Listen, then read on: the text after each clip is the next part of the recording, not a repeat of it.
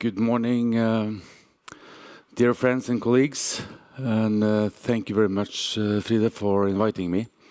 Today I will try to do a little presentation on Nordic cooperation when it comes to the civil and military preparedness. And that being said, it's not that easy actually, but we'll try to go ahead. And I will also give you some information about the ongoing war in Ukraine and other experience we have learned. So just to it. War and crisis, so what? I think many people amongst us has had that idea of preparedness until recently.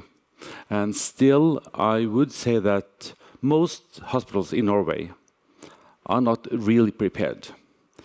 They have heightened awareness, but they haven't changed their plans. So have a look at your own hospitals, own regions, and okay, you have more meetings, you have more talks about preparedness and war and natural disasters, but have you really done anything in your planning? That's the question. And as you can see, the digital effect would be quite large.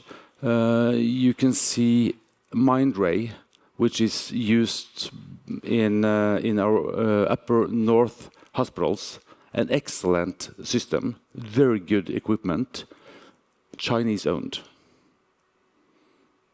It comes with a bit of uncertainty in a future crisis. And in high north, we see GPS spoofing and interference. So we can't always fly our ambulance planes due to GPS interference from Russia, which is also very similar to solar storms. So attributing the hiccups and problems is quite difficult sometimes. In Norway, we have canalizing terrain, meaning if one of the larger roads up north is blocked or damaged, we have to travel via Sweden to get south or north. So it's very troublesome. We also know that in the North Sea, the Russians have mapped all our cables and important infrastructures. That is worrisome when it comes to the ability to defend ourselves. This is today's agenda. We have to talk about geopolitics.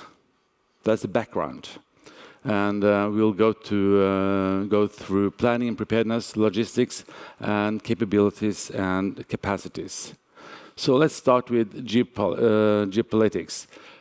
All of a sudden, we are actually in the same NATO family after having Sweden and Finland joining us in 23 and 24. The Article 5 is like one for all for one. Let's fight together. Article 3 is maybe less known by our governmental facilities. That actually is about being prepared for disaster and war in general, and that is the 7 baseline requirements given us from NATO. And we are all the Nordics are quite good at bullet point 1. And we are all quite not that good in the rest, the rest 6 bullet points. That said, training is important due to those 3 guys. So if there should be a new movie or a trilogy, it would be something like 1 Earth, 3 leaders, 3 islands. And it's not all funny, because we know that Putin has talked about annexing Svalbard for years. Not personally, but the Duma has. And they are joking about leaving that very important, strategically important island to Norway. And I believe that I wouldn't be very surprised if we saw 15,000 green small men at that island.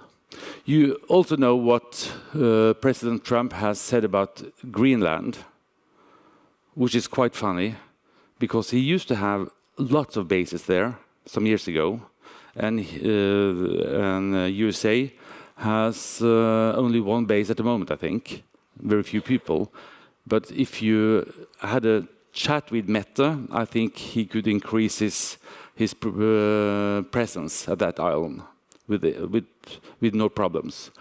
When it comes to Xi, Xi has talked about Taiwan for several years. I think he can annex Taiwan without lifting his gun, because who will deny him that? After Putin talking about Greenland and all that stuff, it's quite difficult for us to say anything against Xi taking Taiwan. And what could we do? What could we do? Should we try to have this blockage of shipping and shopping? Why is this important for us? India, the fourth biggest economy in the world, the largest country when it comes to population. They have been in the limbo between the West and Russia, China for years. When President Trump increased these tariffs with 100%, the day after they go into a meeting with Russia and China. Why is that important for us? Any suggestions? Why do you get your drugs from, medication, equipment? Typically from China and India. It will affect us. The Swedes, they have AstraZeneca. Danish have Novo Nordisk, making Wegovy and Ozempic. Not very useful for disasters.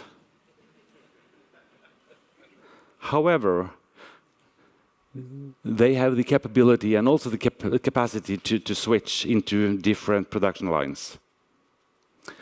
We should think about that very soon, because at the moment we are very dependent upon India and China. So have we been warned? Our Prime Minister or Health Minister had a visit to Ukraine last summer, and he asked or told the hospitals to be prepared for war. I know the Swedes have said the same from their Prime Minister. And the French President Macron told the French hospital to be prepared for large incidents within March 2026, which is at the moment. Our general has said that this year we should train specifically on evacuation and medical warfare, because it's important. Just to show you the map, like the military tend to look at the Nordic countries, with NATO in the rear and Russia up front. We are in the middle. And typically we have Gothenburg being the largest harbor at the moment in the Nordic countries, and Iceland the biggest airport by far. Greenland could be so much for us, we don't know yet. So it's up to the Danish guys to make that being something for the transit. And Norway being the NATO in north, we are now mere a transit country for troops and personnel through the Nordic countries. So it's quite of a change. Just to have a very short look at the Russian idea of defense, stretching down to Iceland and UK. That will interfere us, the bastion defense. The largest fleet of atomic vessels in the world in this area. I don't have a pointer, in this area. Very close to us. Very, very close to us. And to handle this, we need plans. We need preparedness. And it's always difficult to have the correct plan for every incident, but we have to try. And when I started my career with emergency medicine in Drammen some years ago, I looked at the plan work, and it was typically not meant for mass cal incidents or larger disasters. It was like, there has been an accident, we will receive the patients in about 1 hour, let's have a meeting. That was the level of planning. So I stress tested my emergency department, sending 30 patients the first year. This is the last year, 2 years ago, where I had a mass cal incident on a school outside the hospital, and then switched all the 100 patients and flooded the hospital just to train not mass cal, but massive influx of patients. You don't have a mass cal at a hospital unless you have a massive attack or fire or building collapse at the hospital. But you can have mass influx, and you have to train for it. So being that said, we succeeded very, very well, better year for year. Still, we have hiccups and lacking lines in our planning work also in Drammen. But it's very important. And that led me to one thing. We have a national guideline for mass casualty in Norway based on SALT and previously START. Do you have the same in Sweden and ish? Okay, it's rubbish. It's rubbish, really, because you can't handle it. And that is because SALT is based on 5 categories of patients. It's very, very difficult. And that's the scene. And you can't really go to the scene and say, everybody who can walk, go to the ambulance. It's not very effective. It's useless. And when you see those algorithms with 5 different codes for patients being when it's made for police and fire brigade, it's too much. And the individual triage taking 1 minute per patient, you can't get through the scene. So that's a really hiccup. So planning is very important.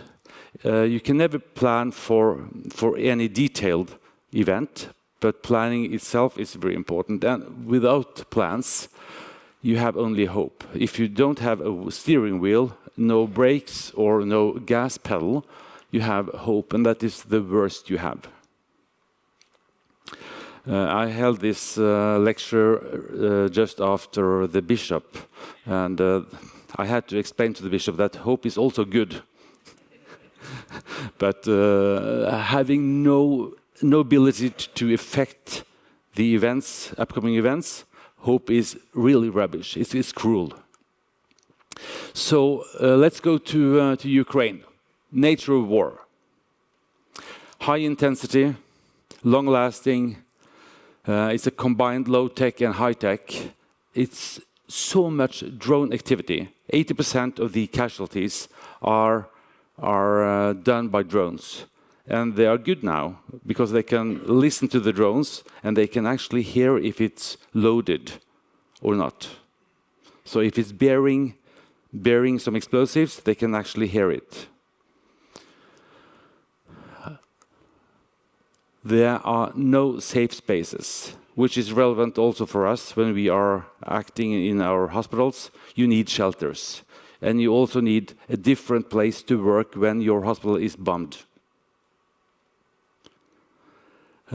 Spacing and spreading is good because you are less of a target if you manage to spread, and decrease your electromagnetic signals. So typically, the evacuation and the patient movement is at night. What does that mean for us working in the hospitals? We have to start loving the night shifts, because that's the time we will have the mass cal and mass influx. We also have, for too long, talked about the typically surgical problems in wartime. We see from Ukraine that more than 50% of the casualties is actually diseases, due to the long evacuation times, often being 24 hours, even days. Small, simple wounds are getting infected, and you will have pure sepsis in addition to the injuries. So do not throw the internist on the boat. And you need also antibiotics. Resilience is also talked too little about. And working night shifts when you have the most cruel and bad injuries for days and nights with less equipment than you're used to. You have no resupply as promised, and you are so fucking tired you can't breathe anymore. Then you need to talk about stuff, and we have to think about the mental preparedness. It's crucial, and the ethics also has to be addressed in treating patient going back to the front line. It doesn't make sense, but that is actually the way to win a war, having as many people at the front as possible.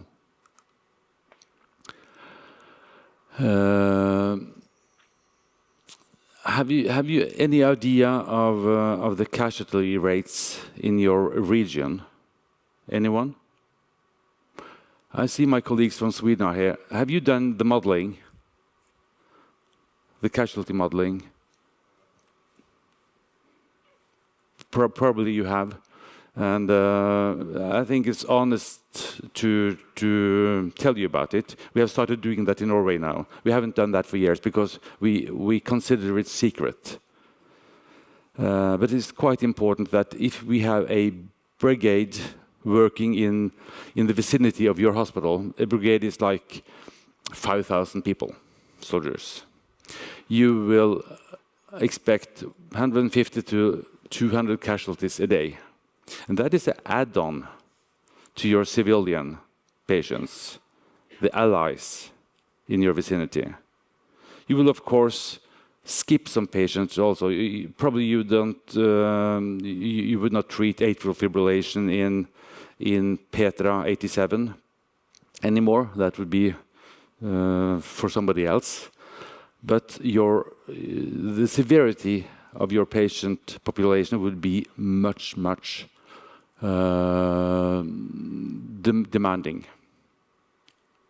demanding for your mental preparedness, but also for your equipment and medicines.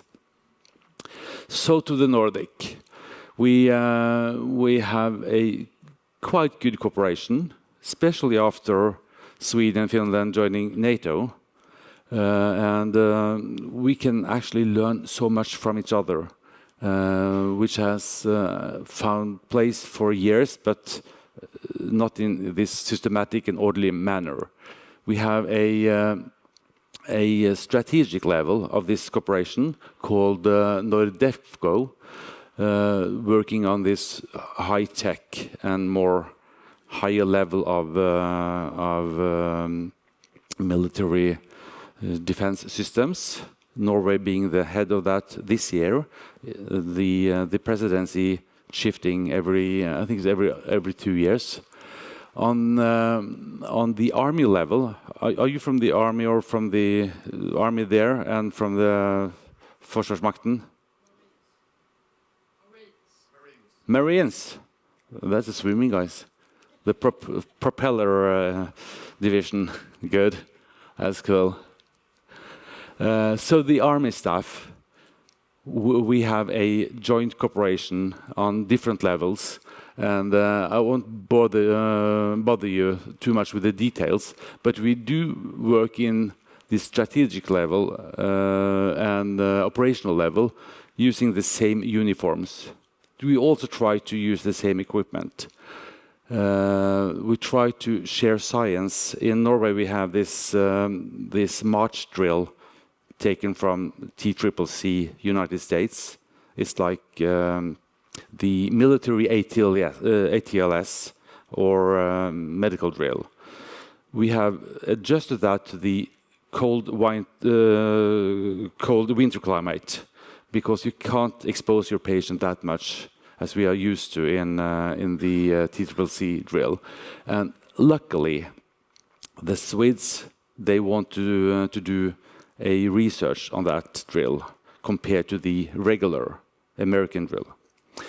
So we also share some science within different drills.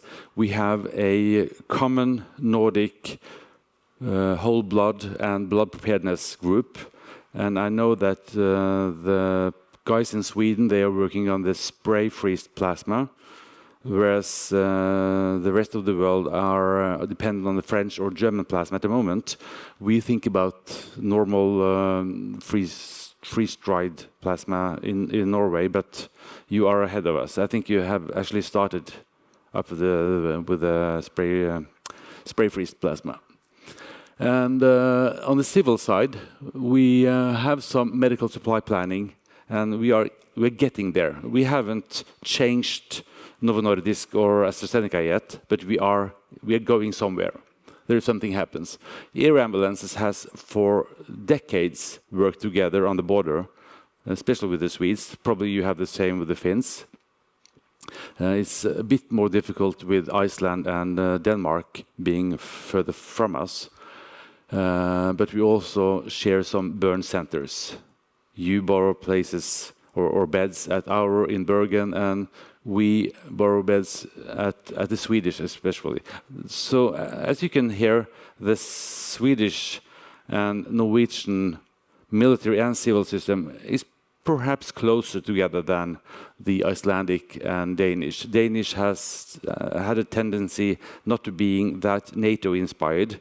Although they are a member, they are more likely to look to UK, as we also have for the latest months when it comes to frigates. In general, the unity of effort, something we call dugnad in the layman's term. So doing things together is very important. Also being flexible. It's paramount to not be stuck on that spot, and this is the only place we can do our different stuff. You have to be flexible and scale it down to be able to move quite fast. Resilience is important. You will be affected mentally by working night shifts and not having the proper equipment or breaks for a long time. And continuous improvement is actually automatically happen in Ukraine. You see the guys are changing the modus operandi as they take losses. You also see that the commanders are getting increasingly younger as a part of the war and the results of the war. Logistics, that is my favorite medical tool. Without logistics, I'm done as a doctor. There are limits to what I can do without any equipment or any patient movement. If I can't get the patient to me, what can I do? Telemedicine is one option, but I'm quite stuck. And I also have, I must send the patients back to the front or to row 2 or 3, to the higher capacities. That is paramount. And typically, we have some vulnerabilities in the Nordic countries. Those are typically Norwegian pictures, having more or less no pharma. That is in my home city, one of 5 small, very small, and not very useful pharmacies or pharmaceutical industry. We have PostNord, actually that is Swedish, taking over our own postal logistics. And about 80% of them are not Norwegians. I'm not sure they will stay in Norway during a long-term crisis or war. Shipping used to be one of our forces, good things, typically manned by Russian or Filipino staff. And also, if all our fjords are mined, like outside Iran at the moment, you can't sail there. So evacuation on keels is quite hard if you don't have the right staffing. We shouldn't have Russian captains on such vessels if we are fighting against Russians. That could be stupid. I don't know how the electrical supply is in your countries, but that is typically Norway. You can destroy the electrical supply in a city with a small drone or actually a shotgun. And the parts for mending this is very expensive and hard to buy. That's a picture of the pipelines being important for energy supply and warmth. And this is the Nordic supply routes. To Reykjavik, it's typically by plane. And we have some rails and roads as well through the Nordic countries. But it's long distances. And as you can see here from Tromsø, I was in Tromsø yesterday. And if we should evacuate to Rovaniemi or Luleå, it's many hours, and that is in good weather. Even within the northern Norway, we have like tens of hours to reach a hospital during wintertime because the roads are almost always closed due to something. And you will see a picture very soon explaining why it's difficult to hold the roads open. This is about rails. As you can see, we have more or less no railway in Norway, and it's not the one we have is not very functional either. So in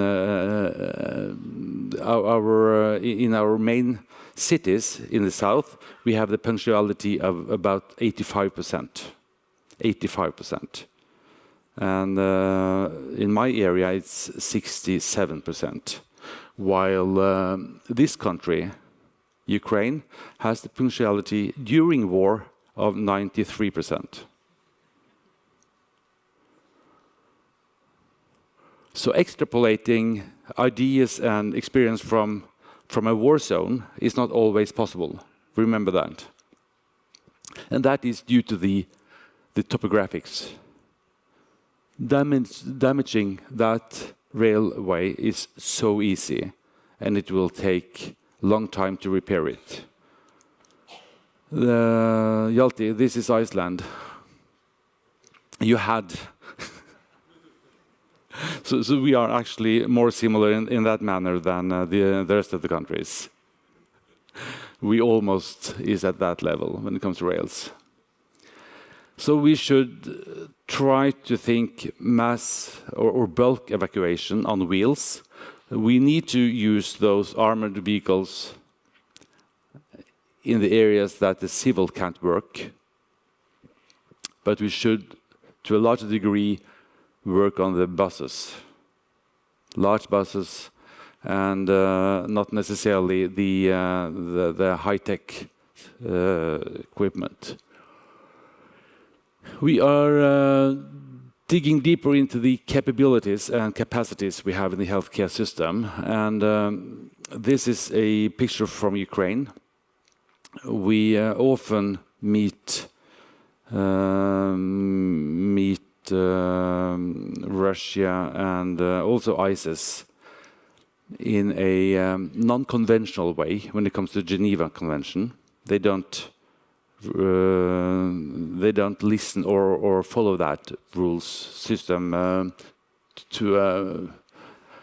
not at all, actually.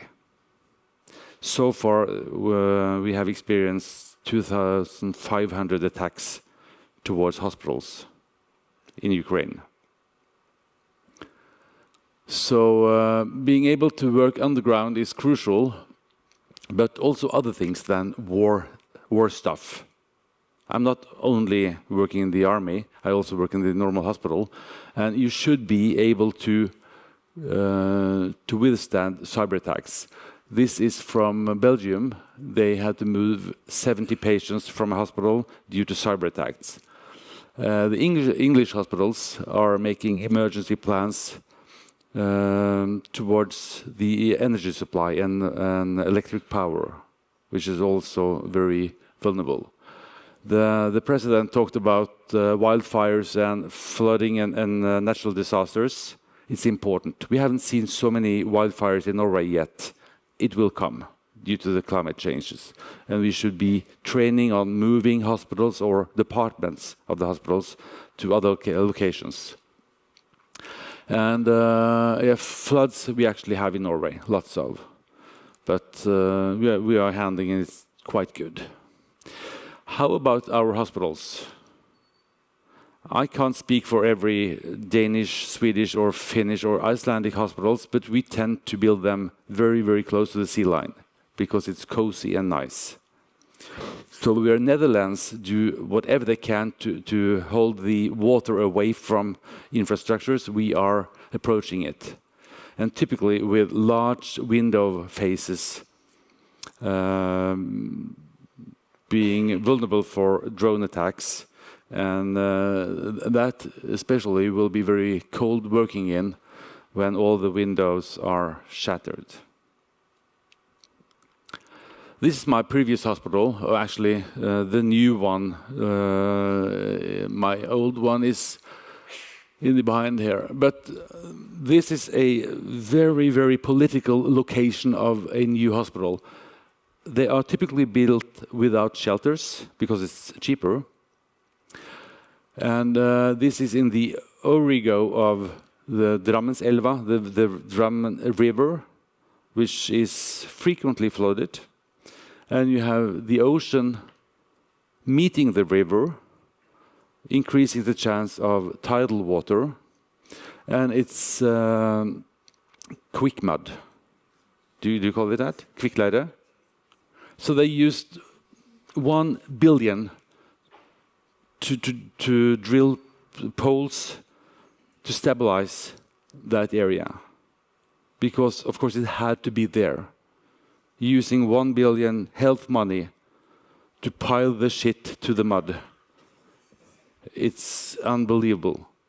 But that is what we do in Norway. I hope you are choosing more wisely. We have other difficulties as well, because we are tending to get more and more high-tech. High-tech is cool, high-tech is fun. And it is also good for the patient being a bit more high-tech than the old days. But that makes it more difficult to treat such injuries, especially if they are 2 days old. You should also be able to work on different locations, like underground, with irregular supply of heat and light and water. There was an article in Dagens Medisin today, I think, where one of the hospitals, one of the larger hospitals in Norway, would be out of work if they lost power more than 7 hours. Sorry, water more than 7 hours. That is not a long time, is it? 7 hours. The second largest hospital in Norway. Army-wise, we tend to choose such things, not very clever. We have relied on that for years. We think it's brilliant. I do not. However, having tents, you still have tents. I've seen your tents. They are good. You also have smaller tents, being more flexible. They are excellent establishing a hospital underground, because warming up a garage or underground facility takes long time, if it's possible at all. But warming a tent takes half an hour. So using our tents in a different way that we plan to is quite wise. Anyway, I have to say something nice about the Finns, because they never slacked. They never slacked. We have lived in deep peace in Norway since the Cold War. Sweden have tried to live in peace since the 1700, more or less. And we are very naive, have been. But the Finns, they are always preparing, and they have been into war with the Russians. And as you can see, we are quite envious about your preparedness in Finland. So, comparing our tents, fancy schmancy tents, Swedish, Norwegian tents, to the Finnish tents, you see there is a different standard, where we need two different fuel supplies to get electricity and warmth. They have one, and they have abundance of it.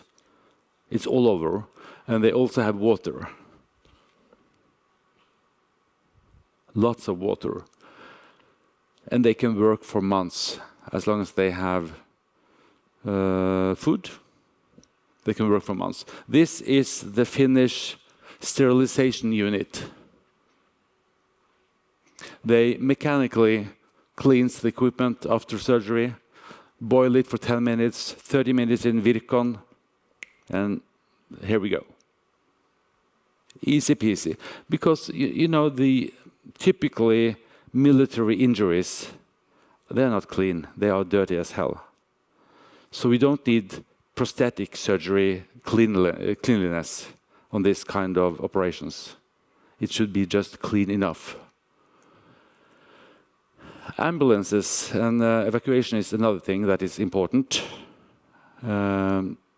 We tend to also do that a bit too high-tech. I saw your ambulances. You have ventilators and all that, that fancy things. We ordered new ambulances in Norway, 200 millions we should spend on that. Tempus monitors for 80 millions. And when I saw the order, I gave my recommendations to my general. Skip it. We don't need it. Because this is not what we are going to do. We are not going to need monitors, because this is reality. Not one patient, maybe 5 patients. So the recovery position and bleeding control is what you can manage at best. And if you're lucky, you have a heater on, so you can do massive bleedings, airways, and hypothermia. That is our take for the TCCC procedure in the Nordic. Massive bleeding, airways, hypothermia, and that is actually only stopping the bleeding with tourniquet, recovery position, and keep the patient warm. If you can manage that, you are doing very, very well. And you have to be on the move. If you're static more than 10 minutes, you will be attacked by a drone. So you need to be on the move. We are going in for landing, I sit in a USEM group for disaster medicine with Steve Petot and Mikkel. And Mikkel and this group made this slide. Actually, the slide is made of our previous health minister or the health director, Bjørn Gullvåg, now working in the EU. And he summarized our work into a slide, making focus on the primary failure points. And I think they are quite correct when it comes to blood products, critical care, and also the clean water and waste management after some days. At the end, I have made a very small snip of the Swedish national song anthem, and at worst, this is our end of the story. Also at best. Thank you very much.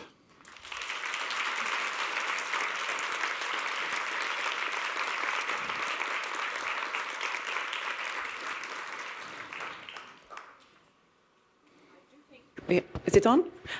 We have like 2 minutes for questions before the next presentation. Is there any questions for Jørn?